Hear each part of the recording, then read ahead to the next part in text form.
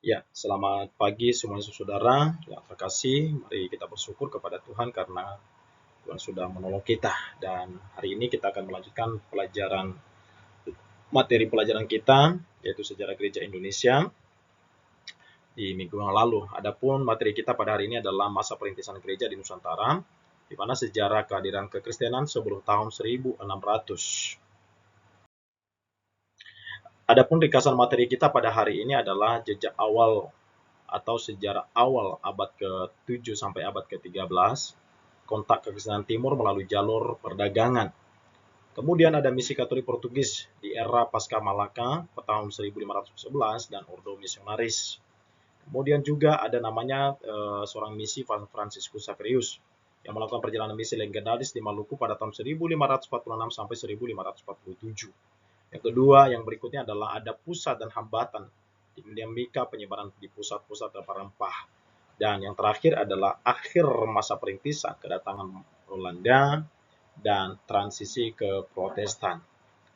Nah, kita mulai dari awal, yaitu sejak awal sebelum abad ke-16. Kontak kekristenan timur di jalur dan perdagangan. Jauh sebelum bangsa Eropa tiba, Nusantara telah bersinggungan dengan kekristenan timur. Adapun kelompok Nestorian, kemungkinan kontak antara abad ke-7 dan abad ke-13 melalui perdagangan Persia dan India. Bukti arkeologis yang kita dapatkan adalah ada laporan menyebutkan keberadaan komunitas di Vansur atau Barus, salah satu di Sumatera Utara. Namun sifat ini adalah sifat kontaknya pengaruh bersifat sporadis dan tidak membentuk struktur komunitas yang bertahan lama di luar jalur perdagangan. Artinya bahwa keberadaan Nestorian di sana tidak membentuk hasil atau tidak membentuk satu komunitas yang baik. Kedua adalah awal misi Katolik bersama Portugis. Penyebaran teratur pasca abad ke-15, di mana setelah Portugis menaklukkan Malaka pada tahun 1511, misi keagamaan mulai diorganisir secara sistematis. Adapun mulai dari dukungan Dordo yang dipelopori oleh Ordo Misionaris besar seperti Dominikan dan Fransiskan. Kedua, Ordo ini adalah suatu kekuatan misionaris yang tersebar di dunia dan juga secara khusus di Nusantara. Kemudian ada pun strategi misi yang mereka lakukan adalah kehadiran visi dalam bentuk benteng dan pelabuhan untuk mempercepat interaksi dengan masyarakat lokal. Kemudian adalah Maluku sebagai target, di mana daya tarik rempah-rempah menjadikan wilayah timur sebagai fokus utama penginjilan. Artinya bahwa Maluku adalah sebagai pusat utama dalam target mereka, sebagai tempat target mereka.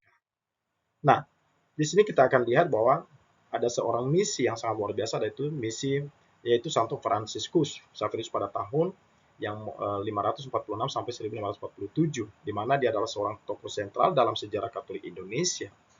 Wilayah kunjungan mengunjungi Ambon, Ternate, dan Morotai dalam kurun waktu 2 tahun. Ya, dia melakukan kunjungan di sana di beberapa kota, ada Ambon, Ternate, dan Morotai selama 2 tahun. Ada inovasi pelayanan yang dilakukan dalam dia mengajarkan doa dan katekisme dalam bahasa lokal agar lebih mudah dipahami rakyat, sehingga mudah untuk interaksi.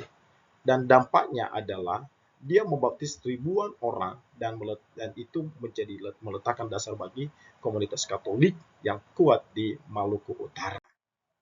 Yang ketiga adalah pusat dan hambatan penyebaran. Maluku adalah jantung misi dan perdagangan.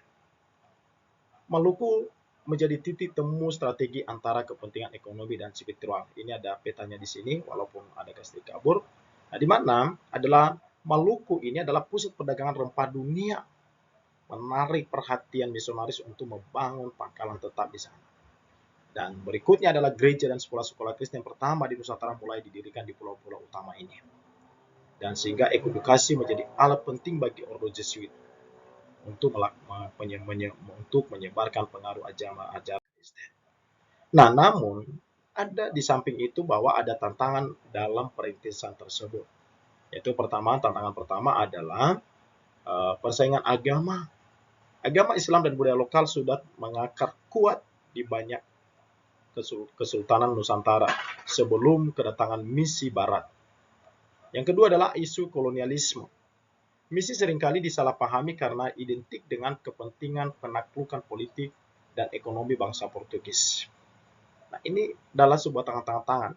Dan tantangan yang ketiga adalah keterbatasan sumber daya manusia. Minimnya tenaga pendeta dan dukungan politis di jangka panjang dari Eropa yang menghambat pertumbuhan gereja yang stabil.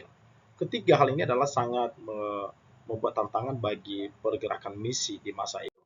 Dan berikutnya adalah ada masa transisi ke era Belanda ke Protestanisme. Nah, kita melihat di sini bahwa di awal abad ke-17 memasuki awal abad ke-17 ada peta kekuatan di Nusantara berubah secara signifikan, di mana ada kedatangan Belanda, VOC memulai menggusur posisi politik di pusat-pusat perdagangan yang sudah tersedia sebelumnya, yaitu Portugis. Kemudian mereka melakukan pembatasan penyebaran Katolik. Pemerintah Belanda yang Protestan melarang praktik Katolik secara terbuka. Tetapi selalu ada namanya sejarah warisan. Meskipun itu berubah, namun jejak Portugis tetap menjadi sebuah fondasi sejarah kekristenan di Indonesia. Itu pun saudara-saudara yang kita pelajari pada hari ini. Marilah, kalau ada pertanyaan boleh dipertanyakan kembali dan juga dipelajari dan didalami kembali. Tuhan Yesus memberkati.